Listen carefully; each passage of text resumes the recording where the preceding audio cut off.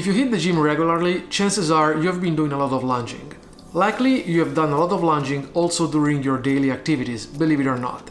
Lunging is in fact one of the 7 functional patterns of our body.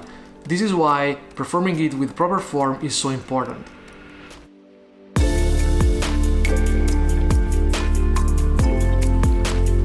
This is gonna be a quick tutorial about how to lunge functionally.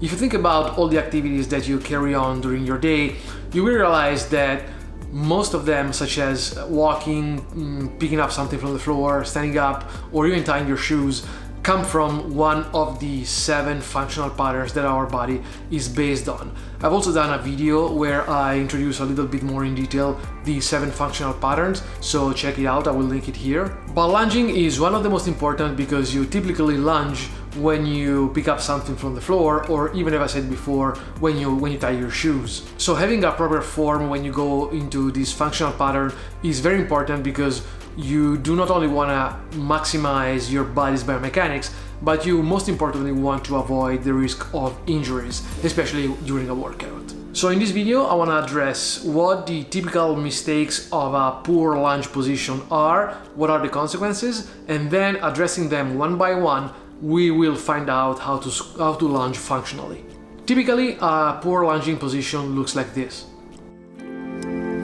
There are a lot of disadvantageous things going on in this position, but it all starts with a very basic one. The stride is too long. Simply think about it. How many times during the day you find yourself in this position? I bet never. This is because this position feels totally unnatural, and the extended step is only the beginning. Human beings move walking primarily, and the length of the step shown in this position is completely off in regards to a normal walking stride, and this has a set of dominoes effect that cause major problems in other areas, and we're gonna address them one by one.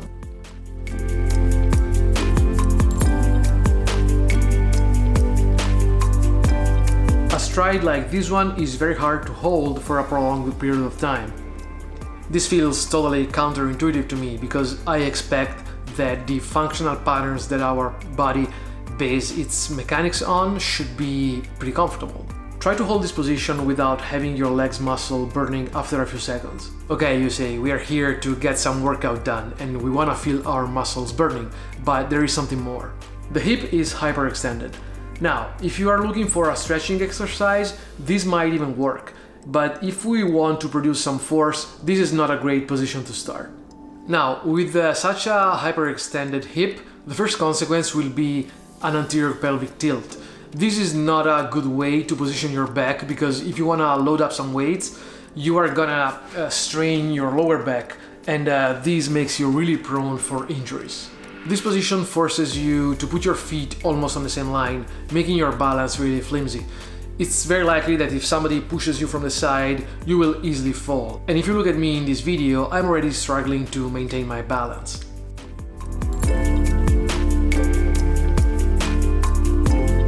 Besides what we have already covered, there is something more that makes this position quite unuseful. This way of lunging is not even functional because it serves no purpose. Can you sprint from this position? Can you jump from this position? Looks to me that the answer is no. So at the end of the day, this way of lunging seems to do more harm than good. But let's now see how we can improve our lunge by making it more functional.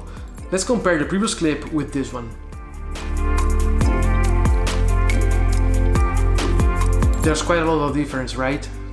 It's very simply to say that by doing the opposite of what we said before, we are already in a better shape, literally.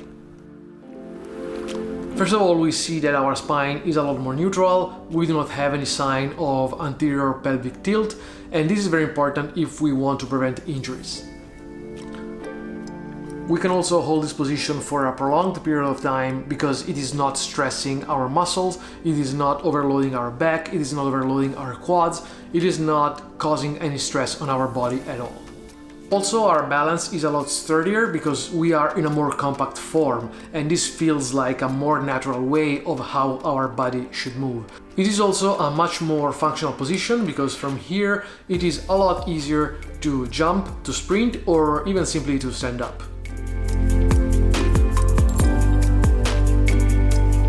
And this is what functional training is all about. Training and moving in full respect of your body's biomechanics without introducing any risk of injury. At this point, I would like to know how your lunge looks like, and I would love if you leave a comment below so we can discuss about it. Meanwhile, I hope you found this video informative, and see you in the next one.